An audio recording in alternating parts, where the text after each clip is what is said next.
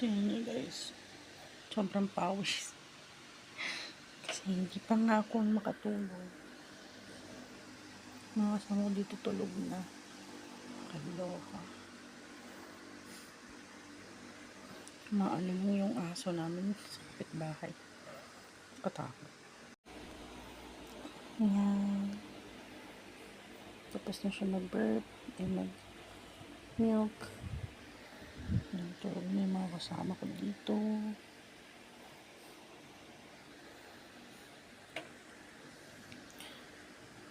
Yan, huminto na sa pag-aalulong. Kaso ng kapitbahay. So, hindi ako makatulog pa rin guys. Pero try ko. Try kong matulog ulit ng nakahiga.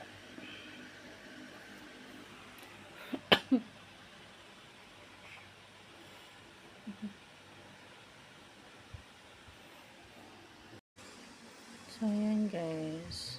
Ano na? 1:13 na ng umaga. Napainom ko na rin ang gamot si baby. Tysogen tsaka ng paracetamol. And, pinagpapawisan akong malala. Sobrang lamig ng pawis ko.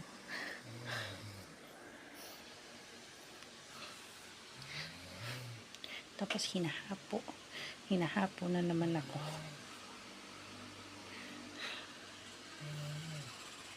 Ano yung init na init ako?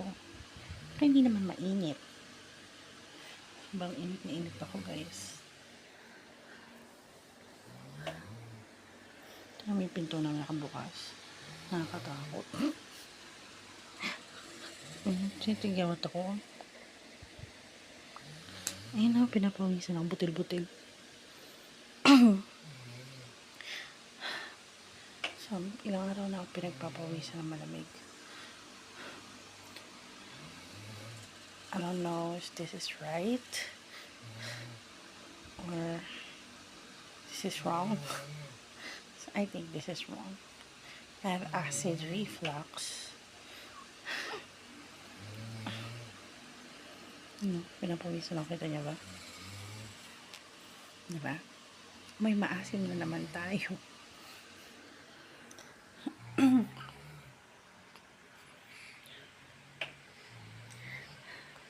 Never na ako naging okay guys. Laging struggle sa health ko. Hindi naman ganun kalala yung lifestyle ko. May healthy lifestyle din naman ako.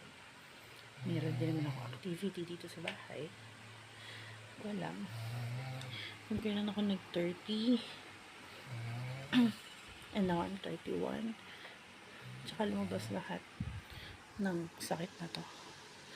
Kaloka. Nakakaloka talaga, B. Tignan mo sa baby. Hey.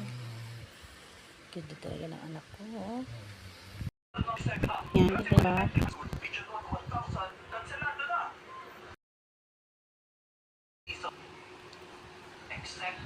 Current weather, medyo gloomy.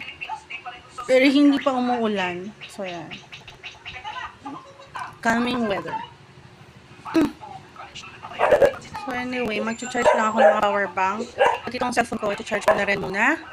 And, I'm just gonna rest for a while. Iinit yung medicines ko.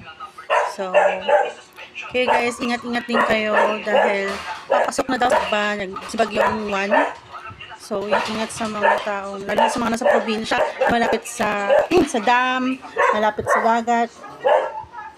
Sobrang ingay dito guys. Daming aso. So, charge ko muna yung aking mahiwagang mga power bank.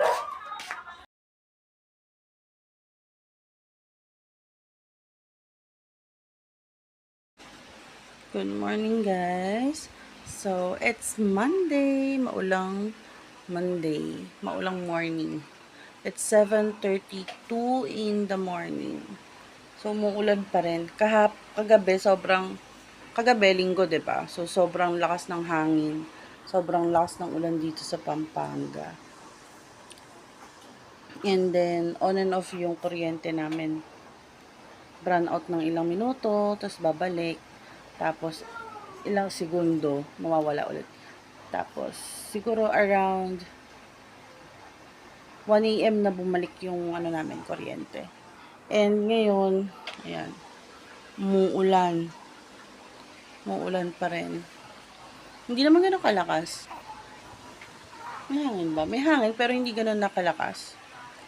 Tapos yung ulan, yung normal na ulan talaga.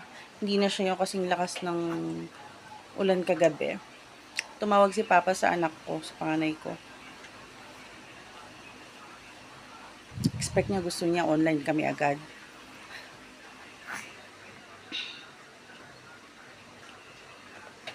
Yung tatay ko.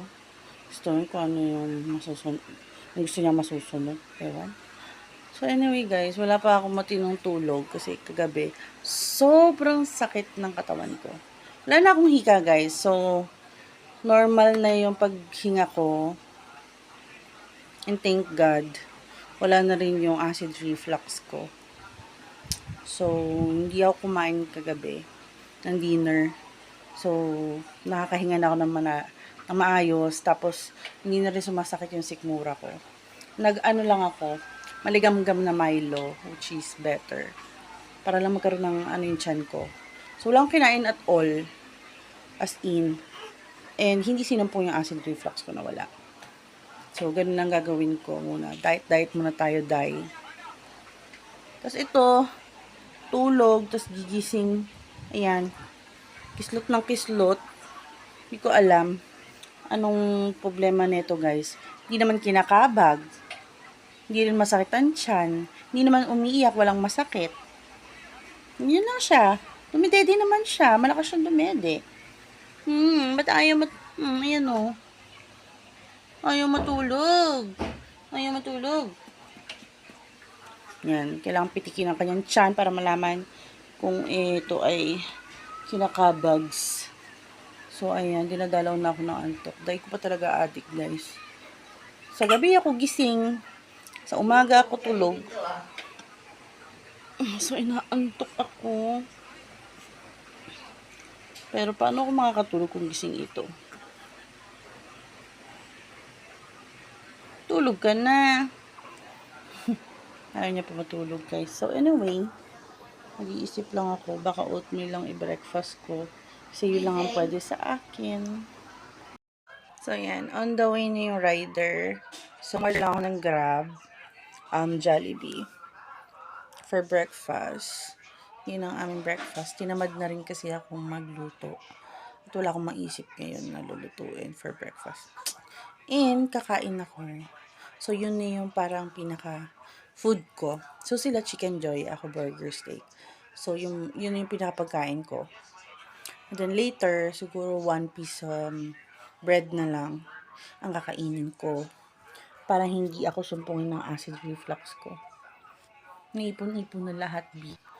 So, anyway, on the way na yung rider, malapit lang kasi yung Jollibee dito sa amin. Yan, Jollibee Korean Town. So, dito lang kami sa, lapit-lapit lang dito. So, yan, hindi naman ganun katagal yung rider. And, hindi naman traffic. Huminto na nga pala yung ulan, guys. Ayan, hindi pa rin siya natutulog. Ayaw niya akong patulugin, B. Oh, ayaw niya matulog. Ayaw niya akong patulugin, guys. Wala pa akong tulog. Ito yung eyebags ko, oh. So, anyway, kakain lang muna kami. Hintayin ko lang dumating yung rider. Kakain kami ng breakfast and then try kong umiglip. Ayan, guys. Burger steak ko sa kanila. Chicken Joy with yung yum burger. Malakas yung hangin sa labas. Yung mga bata na sa labas naglalaro.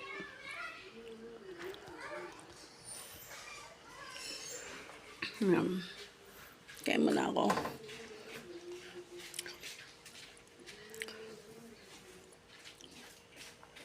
Pinapatulog ni Manang si baby. So, para makatulog din ako. Gusto kong matulog talaga, guys. Kasi pikit-pikit na yung mata ko. Ayan. Diyos ko. Hindi na natapos ang delubyo. Ay, sorry, hinihingal ako, guys. Galing kasi ako sa labas, nag-withdraw ako ng aking sweldo at saka bonus. And then, yung nakuha ko na rin yung maternity benefits ko. Sunod-sunod ang blessing. Thank you kay Lord. Kasi alam naman niyang lubog na talaga, down na talaga ako. So, kakain lang ako ng tuna pie. And nabihisan ko na rin si baby. Yung mga bata na sa labas. Tapos, si Habi pa uwi na rin.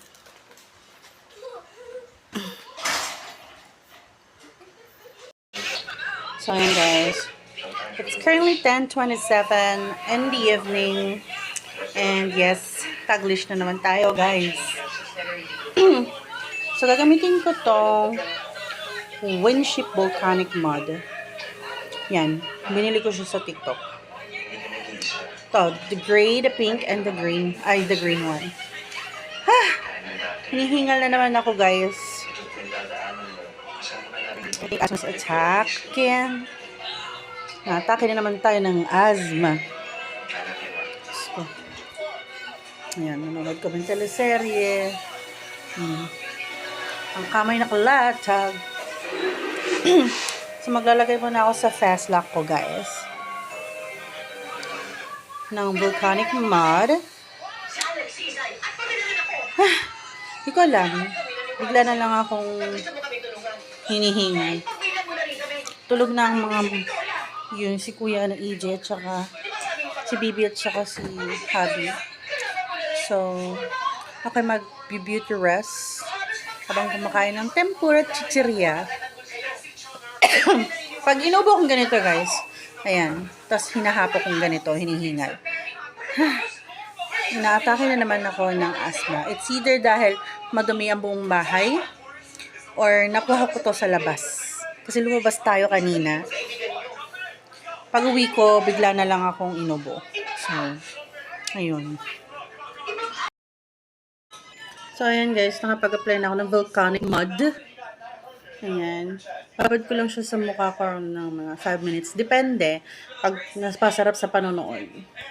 Habang ako ay umiinom ng iced tea, cold iced tea, at ng tempura chichirya. Ayan. Food trip kami ni Kuya Nathan. Ayan o, naantok no. Naantok ka na?